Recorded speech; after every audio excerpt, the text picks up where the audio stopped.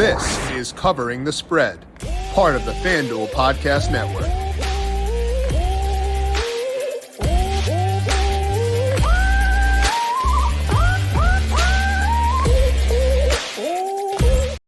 We can only hope that the rest of Week 14 exceeds expectations by as much as Thursday Night Football did, with it going like 25% over the total in that game. 39 total points scored for Steelers and Patriots. So the bar has been set high for Week 14. We're going to break down the rest of it from a prop betting perspective today with Tom Vecchio, picking his brain on player props at FanDuel Sportsbook, getting his favorites there. Then we'll wrap things up by talking to Austan Kas about Matchweek 15 in the EPL. This is Covering the Spread right here on the FanDuel Podcast Network and FanDuel Research. My name is Jim Sonis. I am a managing editor of digital media for FanDuel Research, joined here as mentioned by Tom Vecchio. Check him out on Twitter at Tom_Vecchio1. You can find his work here on FanDuel Research and, of course, on Covering the Spread with Primetime Tom as well. Tom, pleasure to have you on here for today. How you doing? I'm doing good. Thanks for having me back. Yeah, I would say a better game than a lot of people expected last night for Pat's Steelers. Decent amount of points scored. I think this week for the Sunday slate, I think is probably one of the most difficult or the most difficult week I've seen from a player prop perspective, but I'm ready to go. Hey, difficult waters call for top-level experts, so if we can't have JJ, we got to get Tom in here to break it all down for us. We're going to do that here throughout the show for today, and as mentioned, we'll talk to Austan Kas later on about the EPL. But first, a reminder to make sure you're subscribed to Covering the Spread wherever you get your podcast. On that podcast feed tomorrow morning, you will find Tom's breakdown of Eagles versus Cowboys from a prop betting perspective. You can find that right here on the Covering the Spread podcast feed tomorrow morning, and over on FanDuel TV Plus. To get FanDuel TV Plus, go to FanDuel.com/watch and log in with your FanDuel account. You can watch Up and Adams, Run It Back. You can watch Covering the Spread, the Heat Check NFL shows, and the Daily ISO all in the same place on FanDuel TV Plus, also on Amazon Fire, Apple TV, and Roku devices. Now, Tom, let's begin things here by talking about things from more of a top-down perspective, because we talked about this with Ed on yesterday's show, but there are a lot of games with low totals for this week. And as we saw last night, not all low total games stoop to that level necessarily, but it does impact things for betting props. So when you look at games with low totals, how are you altering things from a process perspective for props specifically? I mean, that's one of the main things, starting off, like which game environments are going to enable X, Y, and Z when it comes to the player's production.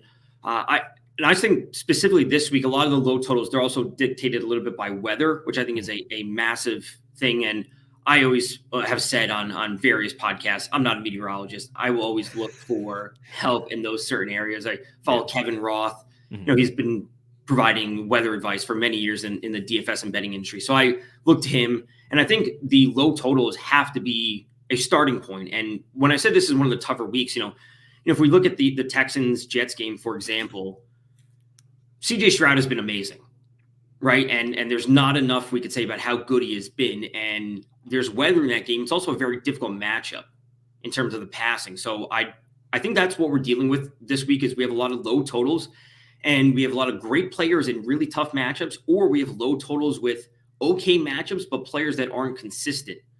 So the low totals obviously aren't very encouraging, but there are a few areas I think that we can go where the low totals actually make sense in terms of targeting unders on certain props.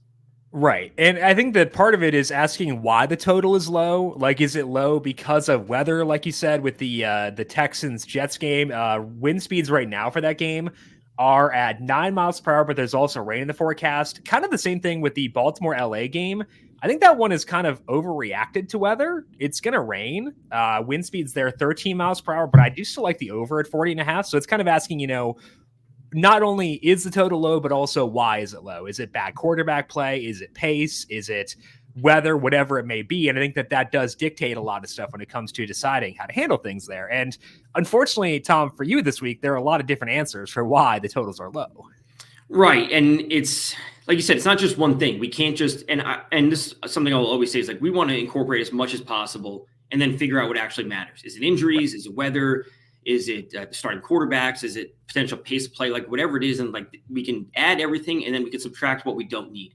So some games it's clearly not weather. Some games it's clearly the bad quarterback play. And then you just have to I guess, parse through that and decide what's actually important. All right, so let's do that now, Tom. Talk about some situations that may be in flux right now. Looking across the league, a lot of situations that are kind of up in the air, whether it be to role changes, injuries, whatever it may be. And we can look to those situations and trying to find value in props. So any fluid situations you're digging into in week number 14, Tom, for once those props are eventually posted at FanDuel Sportsbook? Yeah, there's one that's posted, and that's with the Kansas City Chiefs. And Isaiah Pacheco has not been practicing this week. I think that's obviously a pretty bad indication for their potential running game. Personally, I don't think CEH is a good running back. That's just me. And if Pacheco is A, not good to go, or B, not fully healthy, I think this just means more Patrick Mahomes. Mm-hmm. And I very clear. This is also like under my assumption or my opinion that CEH is not a good runner. So they're just going to have to turn to the passing game time and time again. So it's not like we're looking, okay, X running back is out, therefore we go to Y running back. It's like, no, the running back is out or not fully healthy. That just means we're going to more of the passing game. So Mahomes over 261.5 would be the spot that I would go based on what I think could be a potential shootout. I also think the Bills defense has been clearly overrated this year. They have not been as good as they have been in years past. So I want to focus on Pacheco, and that just means more Mahomes eventually. Yeah, and we've seen this a lot with teams before. I think the big example for me was the Texans when Dameon Pierce got hurt initially. They leaned heavily into the pass that first game, in part because the match was tough on the ground. I don't recall what team they were facing that first week, but they faced the Bengals next week, and they were willing to run then. But like the first game out the gates, they just went very pass heavy. I think that was the Buccaneers game where Stroud had like 5 touchdowns. Like They were willing to throw because there was no Pierce. You could see the same thing here, and I think we've seen some slightly improved chemistry between Mahomes and Rashee Rice. That could boost their confidence in passing. And also wind speeds here are pretty reasonable, 7 miles per hour. So I think that makes a lot of sense in terms of getting to Mahomes over to 61.5, which is minus 114 right now at FanDuel Sportsbook.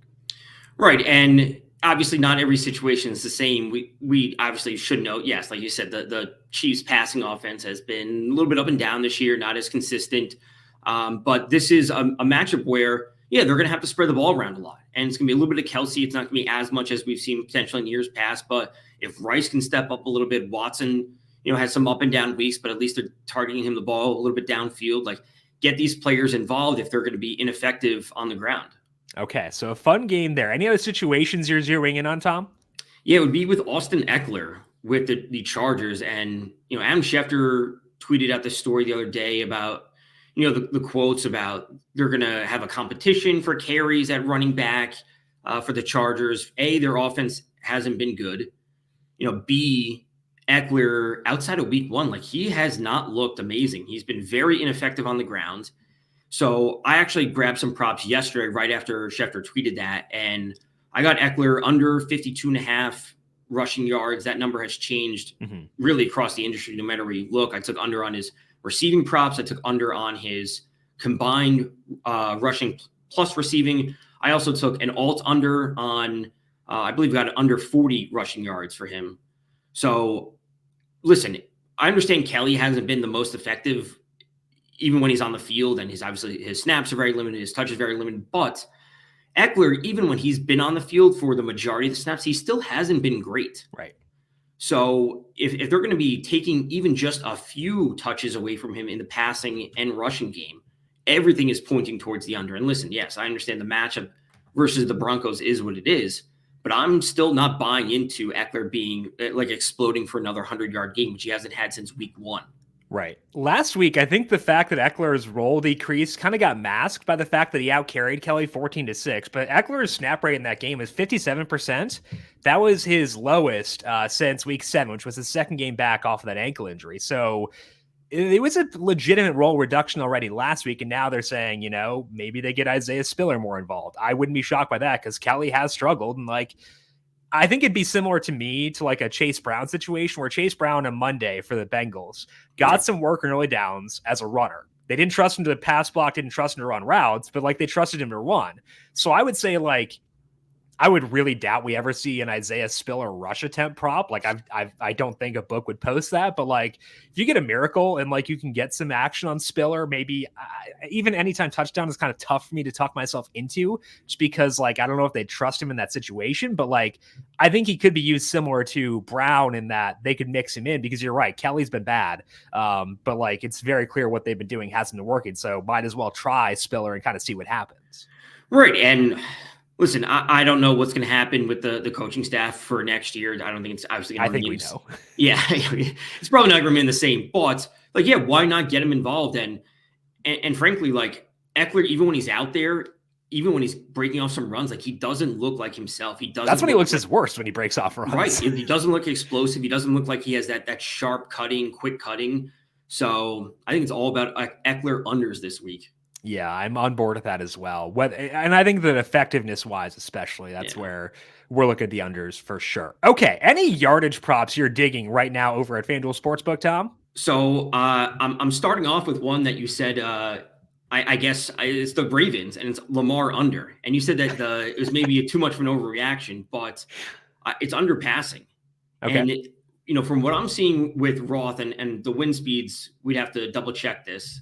But he has posted that we could be seeing winds around 15 with gusts over 20. That's what I'm seeing. Whatever you looked at, I think you said 13. Yeah, 13 is like the sustained. Yeah. Okay. So I'm factoring that in. There's going to be some rain. How much rain, obviously, is yet to be fully determined. But if there's going to be an issue with passing the ball, we already look at the Ravens, and they come in with a 48.75 pass play percentage, which is the lowest in the league. And Lamar's only been over this number he's been under this number, I should say, under 197.5 and under in 3 of his last 5. So to see them rush the ball at a very high rate would not be surprising if we have a little bit of extra wind, if there's rain. Lamar's also dealing with an illness on the practice report, which is not Lamar's immune system is the worst. Right, which is, I'm going to say, is actually pretty common for him. So I'm adding all of these things up and saying, okay, there's going to be some amount of wind, some amount of rain for a team that does not pass the ball at a super high rate, or I'm not even going to say it, they don't even pass at a league average rate. They're the lowest in the league. So to me, it leans towards Lamar under. That's where I would be initially going. I think the passing yard aspect makes sense taken under. I was more so talking about the game total at 40.5. Like, I have the wind in my model, and it knows it's 13 miles per hour. And like, Roth is the actual meteorologist. I'm using Weather Underground to find out what the wind speed will be. But like, when you put in 13 mile per hour winds, I get a total around 44 for this game, and it gets me a win on a key number of 41. So like, I don't think it's necessarily contradictory for you to like the under on the passing yardage, me to like the over on the game total, just because this total is pretty low where it sits right now.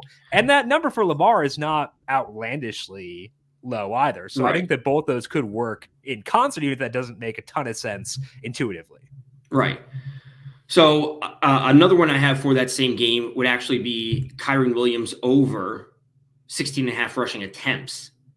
And if I'm under the same assumption that the wind's going to play a factor, again, this doesn't, like you said, doesn't necessarily correlate with the total scoring. It's just more about what the game flow I'm expecting. And I think they're going to feed him the attempts. And I understand the Ravens, they're solid against the run. They're also, I'm not going to say a team I'm worried about, but I also think McVay is just going to run the ball time and time again, because that's what he does with Kyren Williams out there. So over 16.5 rushing attempts is the spot that would go, because ultimately I don't care about the efficiency in terms of racking up the yards against what I'm going to say is a relatively solid rush defense. But him pushing that just because they have to, and they may not be able to pass the ball deep because of the external weather factors, I think is a spot that he can get to, even if he only has like 60 yards or 50 yards on it, whatever it is. Right. Kyren again over 16.5 rushing yards, minus 114 right now at FanDuel Sportsbook. I also think that Gus Edwards, Keaton Mitchell, the way that they mesh together is pretty interesting, because before the bye week, we did see Keaton Mitchell inch up. 9 carries for him there, Gus Edwards at 8, and that's right where their props are at right now, with Mitchell being lower at 8.5 and Edwards at 9.5. They're juiced the same, the right direction. So you're paying a tax to bet on Mitchell's role expanding, but did at least catch my attention to see those numbers down there towards the bottom of the screen. Any other yardage props, Tom, or do you want to transition over to touchdown props? So touchdown prop. Okay, what you seeing there as far as value this week? I like Jahmyr Gibbs for a touchdown at plus 150. And the Bears are obviously super solid against the rush this year, but they're actually terrible against running backs in the passing game. They've allowed 713 receiving yards to running backs. That's the most in the league. And they've allowed 5 passing touchdowns to running backs. That's tied for the second most in the league. So we have the Lions, who have a solid implied team total. They're favorites on the road. Yes, we obviously have to deal with this split with Montgomery there. And Montgomery still sees the majority of the snaps, and he's going to be the red zone rushing back, whatever it might be. But Gibbs at plus 150 combined with the matchup in the receiving game, combined with their team total, I think does present a good bit of value this week. This is another game where we've actually seen the weather improve throughout the week. Wind speeds initially in Chicago were, I think, 18 miles per hour, and they've now decreased.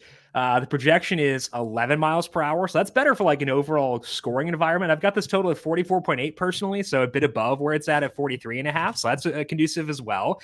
And we talked about that pass catching inefficiency for the Bears defense on our DFS show yesterday too. So aligned in that regard. And Gibbs does have a pretty good red zone role still. In the game since Montgomery came back, he has 30.4% of the team's red zone carries or targets. So he's still involved in close, even if Montgomery does take a 32% share himself. So I really think that's a pretty fun way to go at this. Gibbs plus 150. I'm not opposed to that at all personally either. Right. And the weather, like you said, it's improved. I wasn't expecting, I'm not expecting Goff. I know he struggles on the road a little bit, and I don't want to get into a Goff debate with you, but it's very wise. Right. I know, to me, when I'm looking at the weather, okay, they may not be pushing it super far downfield. We know that Gibbs is going to be there for these checkdowns. So that's where this path opens up. And if the Bears are already not stopping running backs to begin with in the passing game, the quick checkdowns for Gibbs will be there. Yeah. Hopefully he breaks off a tackle and finds his way into the end zone. Yeah, Goff outdoor games do make me uncomfy. Yeah. So, as a Goff truther, my dear son, I want to protect him at all costs, and they do make me very uncomfy. So there is that for sure. Anything else, Tom, before we close up shop for today? No. I'm big on Mahomes. That's probably that's trending up as one of my favorites. If Pacheco is out, they're not going to run the ball. A, they're not going to run it at a high volume with CH, and B, he's not going to be effective if they do so. Well, I do need Pacheco to play for Dynasty, so slight request. We can still get Mahomes there, but hopefully via Pacheco as opposed to Pacheco sitting. We can both be happy at the same time, I think. That is Tom Vecchio. Make sure you check him out on Twitter at Tom_Vecchio1. Find him right back here again on Saturday morning. Primetime Tom breaking down the Cowboys versus the Eagles. Tom, I'm looking forward to that. Pleasure to have you on once again for today, and have a fantastic weekend. Thanks for having me. All righty, we're going to talk some soccer with Austan Kas here in just 1 second to get you ready for EPL Match Week number 15. But first, score early this NFL season with FanDuel, America's #1 sportsbook. Right now, new customers get $150 in bonus bets with any winning $5 moneyline bet. That's $150 if your team wins. If you've been thinking about joining FanDuel, there is no better time to get in on the action. The app is so easy to use. There is a wide range of betting options, including spreads, player props, totals, and more. So visit FanDuel and kick off the NFL season. FanDuel, official partner of the NFL. Must be 21 plus and present in select states. FanDuel is offering online sports wagering in Kansas under an agreement with Kansas Star Casino LLC. First online real money wager only. $5 pregame moneyline wager required. $10 first deposit required. Bonus issued as non-withdrawable bonus bets that expire 7 days after receipt. See terms at sportsbook.fanduel.com. Gambling problem? Call 1-800-GAMBLER or visit fanduel.com/RG in Colorado, Iowa, Michigan, New Jersey, Ohio, Pennsylvania, Illinois, Kentucky, Tennessee, and Virginia. Call 1-800-NEXT-STEP or text NEXT STEP to 53342 in Arizona, 1-888-789-7777, or visit ccpg.org/chat in Connecticut, 1-800-9-WITH-IT in Indiana, 1-800-522-4700 to visit ksgamblinghealth.com in Kansas, 1-877-770-STOP in Louisiana, visit mdgamblinghealth.org in Maryland, 1-800-GAMBLER.net in West Virginia, 1-800-522-4700 in Wyoming. Hope is here. Visit gamblinghelplinema.org or call 800-327-5050 for 24/7 support in Massachusetts, or call 1-877-HOPE-NY or text HOPE-NY in New York. Next up, let's talk some soccer. And Austin, again, you're setting the bar too high for yourself. This is Austan Kas. You can find him on Twitter at Austan Kas. Find his work over at FanDuel Research. Austin, we have you. We can't have you on the show for a while because we got a lot of football stuff going on.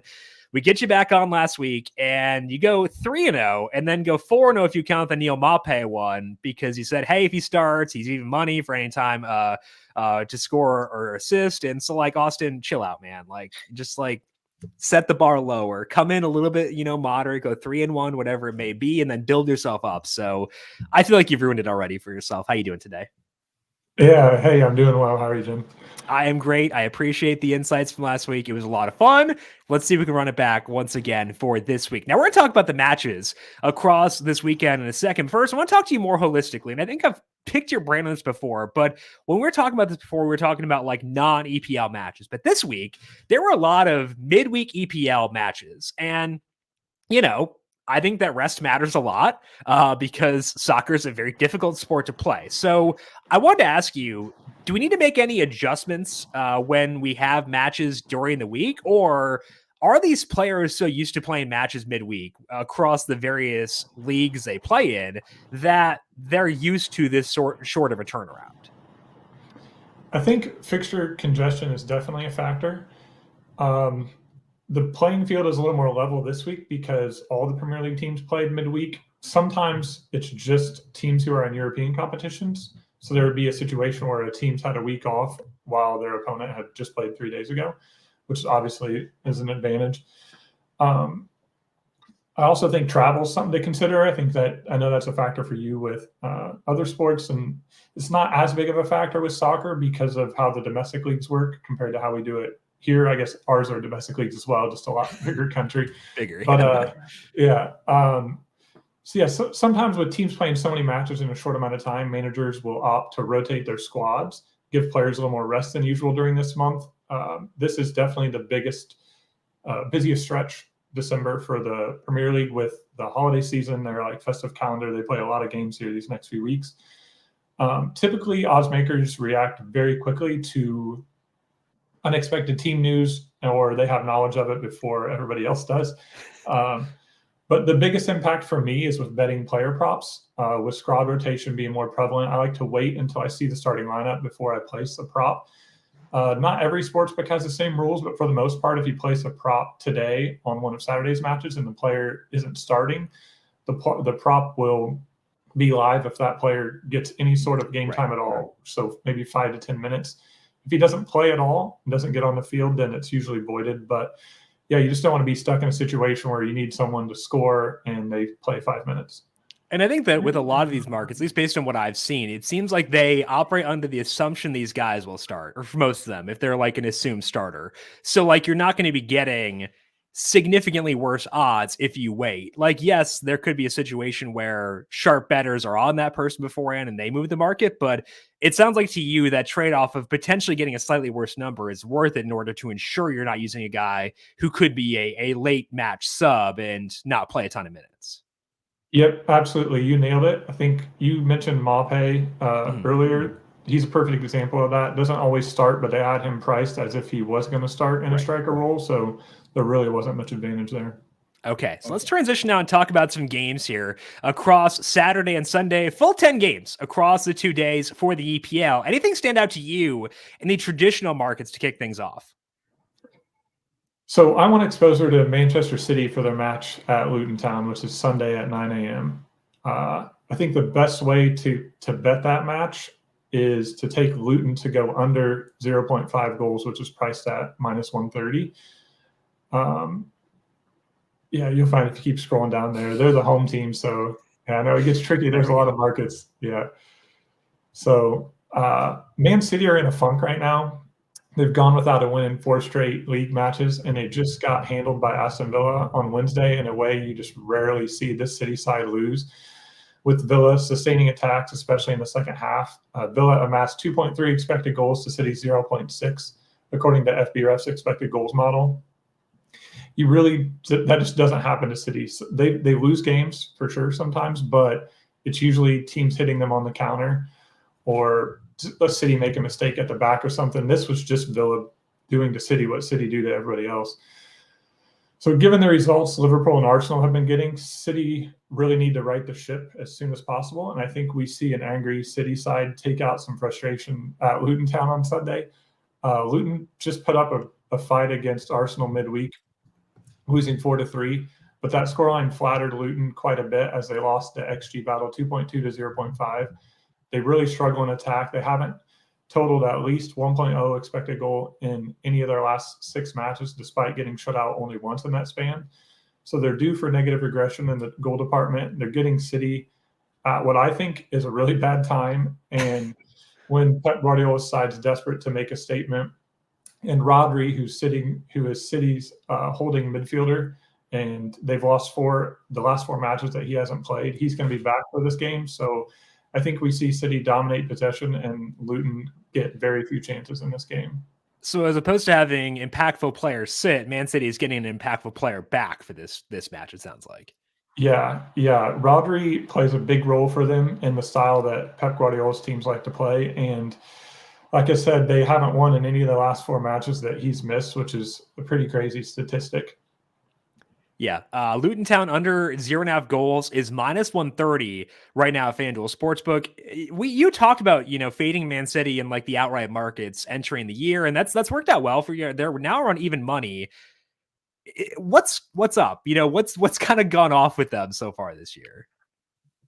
Yeah, I don't know. If you want to head down narrative street, they just won a treble last year, which means they won the Premier League, a domestic cup, and the Champions League.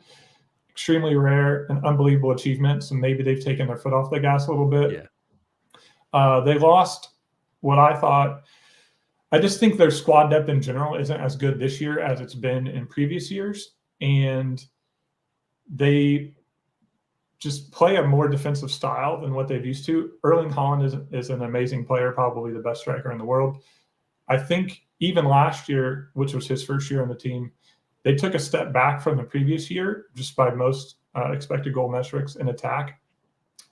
And I think he maybe has made them more efficient, but has made them a little more boring and than what they used to be, just to watch from a neutral perspective. So I think it's just a few factors. They're probably a little complacent, maybe. And as you mentioned, they're even money to win the league now. And I think that's gotten to a point where if you just followed the rule of anytime City are even money to win the league, just bet heavy on them, you would have done pretty well, because this sort of thing happened last year. Yeah. And they ended up riding the ship and winning the league somewhat as you comfortably. Called on this show. Again, bringing it back to Austin setting expectations too high. So let's bring it back to that.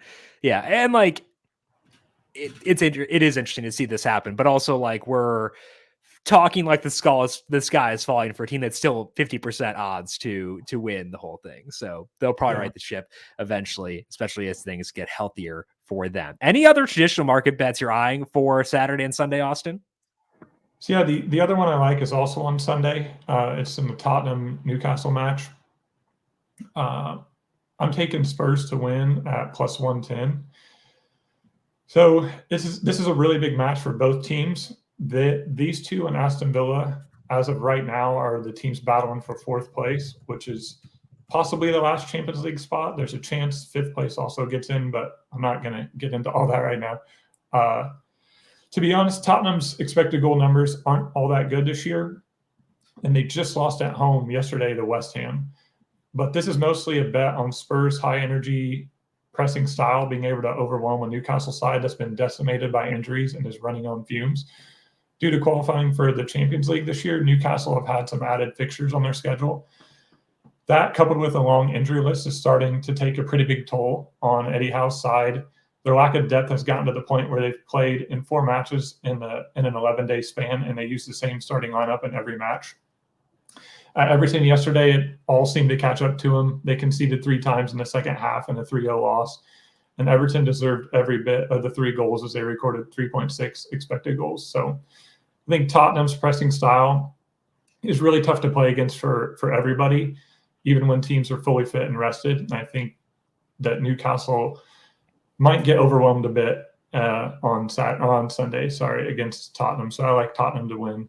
Tottenham's money line is plus 110 right now at FanDuel Sportsbook. I was on Twitter yesterday and Paddy Power tweeted out a meme. It's a UK meme that I didn't understand, but it was like a young, fresh looking man saying Newcastle at home. And then it was like him kind of disheveled and it said Newcastle on the road. Do you agree with the Paddy Power, which is a phenomenal Twitter account, by the way? Do you agree with their assessment that Newcastle just shrivels up when they're on the road? I don't know if I'd say that. By results, this definitely happened. And You're right. Paddy Power is like truly elite Twitter account. But I think it's more the injuries. Things have been really bad, like just crazy bad for them. And then in the past week, Nick Pope, their goalie, dislocated his shoulder. He's out up to 4 months, I think. And then yesterday's game, Jamal Lascelles, who's a backup center back who's been playing, he kind of limped off with an injury as well. They really just have no depth, and it's the worst time of the year for them to run into that. And they've got a huge Champions League game on either Tuesday or Wednesday. They've got a chance to get out of their group, so that would be a massive achievement for them. So there might even be a chance that they field a weekend lineup on Sunday. I doubt it with how big this game is for the top four, but I just think they're running on fumes. They're trying to get to January when they can make some transfers and add some depth to the team, just trying to keep their head above water until then, and they're slowly sinking. Well, Newcastle's been good to us this year, so it's sad to turn on them now. But Tottenham plus 110 is where Austin is turning there. What about player props? What are you seeing across this weekend there, Austin? My favorite player prop is in Saturday's Burnley-Brighton game. I like Kaoru Mitoma to score or assist, which I believe is minus 110. Mitoma is the danger man for Brighton. He's a really fun, entertaining player to watch. He's got 3 goals and 4 assists over 11 league starts. He's actually in a bit of a goal-scoring drought right now, but this is a great spot for him to snap out of it. And despite the goal-scoring drought, he's still been very good. Once you pop the hood and look at some of his expected goals and expected assist metrics, he's been credited with 22 shot-creating actions over his last 6 starts in all competitions per FBref. And he was excellent midweek against Brentford, logging 4 shot-creating actions and 2 goal-creating actions en route to an assist. I think he can thrive against a Burnley side that's below average defensively. This match is minus 173 to go over 2.5 goals, so it should be a fairly open game. So I like him to score or assist on Saturday. Yeah, Mitoma now minus 105 to score or assist. A slightly better price there on Mitoma than previously, which is good news for us. So minus 105 on Mitoma in the Brighton versus Burnley match. That is Austan Kas. Once again, you can find him on Twitter at Austan Kas. Find his work over at FanDuel Research as well. Austin, a delight to have you on the show. I will not hold you to keeping up the undefeated streak here. Do not worry about that. But I appreciate you having coming on as always, and have a fantastic weekend. Thank you, Jim. You too. Appreciate it. Alrighty, find Austan Kas on Twitter at Austan Kas. And that is all that we have here for today on the show. Want to thank Tom Vecchio once again for swinging by. Find Tom on Twitter at Tom_Vecchio1. I am on Twitter at Jim Sonis. You can find me on Threads at Jim.Sonis, and you can find FanDuel Research on Twitter at FanDuel Research. Reminder, Tom is back with you once again tomorrow, breaking down Cowboys and Eagles on the Covering the Spread podcast feed and on FanDuel TV Plus. Our breakdown in full of NFL Week 14 with Dr. Ed Feng is up on the Covering the Spread podcast feed, the FanDuel YouTube page, and FanDuel TV Plus as well. Want to thank you all for tuning in throughout this week. Have a fantastic weekend. Good luck to you with your bets. We'll talk to you once again on Monday to get you ready for a 2-game slate on Monday Night Football. This has been Covering the Spread right here on the FanDuel Podcast Network.